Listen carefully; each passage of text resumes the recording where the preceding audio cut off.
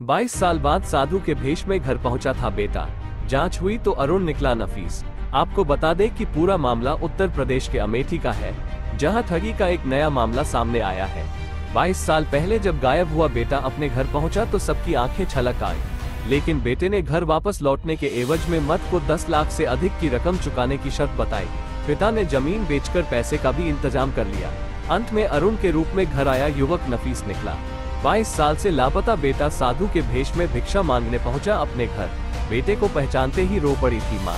11 साल की उम्र छोड़ा था घर, 22 साल बाद लौटा तो बन चुका था साधु। क्या नाम है आपका? रतिपाल सिंह। किस गांव के रहने वाले हैं? खरौली। आपका बच्चा गायब हो गया था, क्या मामला था? कब से गायब हुआ था और क्या? ये जी सन 2002 में शुक्रवार के दिन, फरवरी का महीना था, शाम को 6:30 बजे गायब हुआ था शहादतपुर दिल्ली से। और खजूरी थाने में मैंने इसकी रिपोर्ट दर्ज कराई थी। और फिर मैं 10-12 साल तक ढूंढता रहा इधर उधर, काम धंधा छोड़ के, लेकिन मिला नहीं। फिर उसके बाद में शांत हो गया। और अब फिर उसके बाद अभी 10 दिन पहले मुझे सूचना मिली फोन पे कि कोई एक महात्मा आए हुए हैं, वो आपके बालक जैसे लग रहे हैं। तो हम गांव आए, तो यहाँ सर फिर हमने देखा होगा तो बच्चा मेरा ही था। लेकिन फिर 10 दिन रहने के बाद वो शिक्षा लेने के बाद में वापस चला गया। तो आपने रोकने का प्रयास नहीं किया? नहीं जी, रोकने का प्रयास किया। वो रुकना भी चाह रहा है। कपड़े लगते घर के लिए पहन के आने के लिए जो है वो पैंट बुशर्ट जूता मोजा बेल्ट ये सब खरीद के लेके गया है। कहने लगा पापा ये खरीद दो, क्योंकि ये जोगी वाला कपड़ा जो है वहाँ उतार लेंगे, हमारा पहना के भेज देंगे। और भंडारे के लिए राशन वासन भी गया है और कुछ दान दक्षिणा के लिए पैसा देना है। तो उसी पे रुका हुआ था बात। अब कल मैं उसको पैसा देने के लिए बोल रखा हूँ, तो कल दूंगा। फिर वहाँ भंडारा होगा, फिर वो आएगा। आपने कैसे पहचाना कि आपका बेटा जो? देखिए जी, हमें तो अंदर से अपनी निशान तो बाद में मैंने देखा, लेकिन अंदर उसको आते हुए मैंने दूर से देखा। तभी मेरी आत्मा इतनी वो हो गई कि मैं अपने आप को संभाल नहीं पाया। इसलिए मैं अपने घर पे चला आया। फिर वो हमारे घर पे आया, फिर बातचीत हुई। उसने गली नंबर बताया, वहाँ का सब कुछ बताया कि आपका ये काम था, आप ये करते थे, गली नंबर इतने में रहते थे हम। और हमारे मतलब एक जो हमारे बड़े भाई साहब हैं, उनका साला भी वहाँ रहता था। तो उसको भी बताया कि वो मामा भी वहाँ रहते थे। फिर उसके बाद में काफी चीजें बात होने के बाद में फिर उसने हमें जो छत से गिर गया था बचपन में, वो निशान भी मुझे अंदर कमरे में ले जाके अकेले में दिखाया। फिर बाहर सारी पब्लिक को दिखाया कि लो देख लो, तुम लोग कह रहे थे कि वो नहीं है, वो नहीं है, निशान दिखाओ, निशान दिखाओ, ये है कि नहीं है। हाँ सर।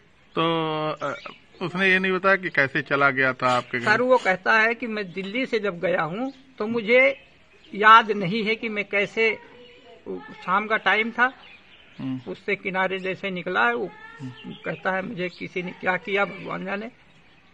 तो काफी दिनों तक याद नहीं रहा। तो उसने कहा कि हमें कोई एक महात्मा उठा के ले गए थे बंगाल के साइड में, पारसनाथ है वहाँ पे।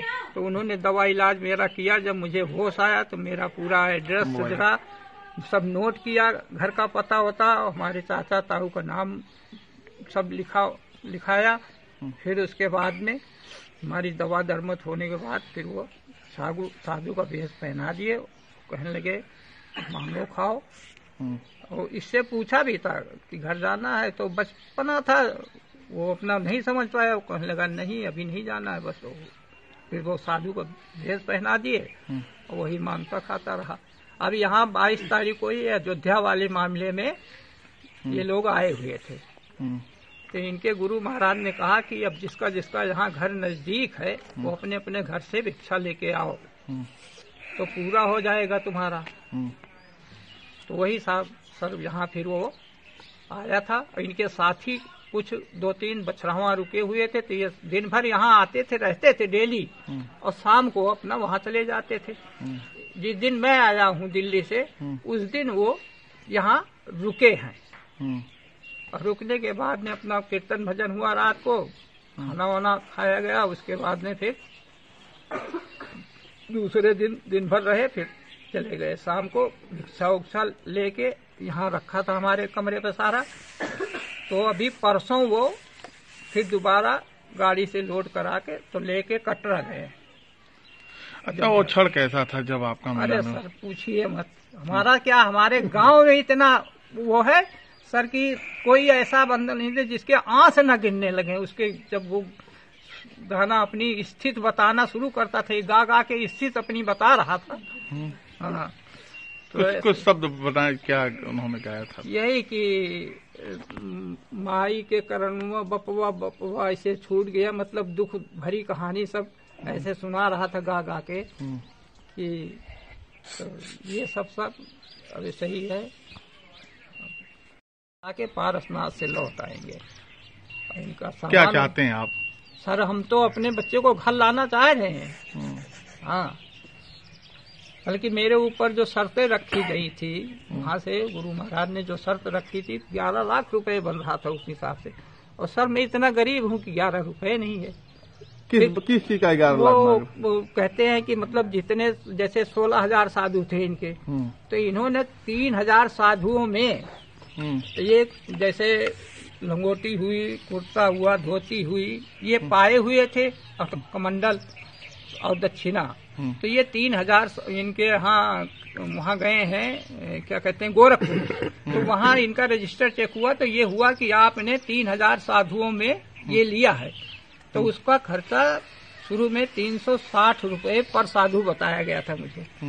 तो सर 3,000 साधु को जब हमने गुड़ा किया तो हमारे बस से बाहर हो गया। तो हमने कहा बेटा ऐसा करो, अपने गुरु महाराज से ऐसा कुछ करो कि मैं नहीं इतना कर पाऊंगा, मेरे बस का नहीं है बेटा, मैं अपना खेत भी बेच दूंगा तो भी नहीं छुड़ा पाऊंगा। फिर सर करते कराते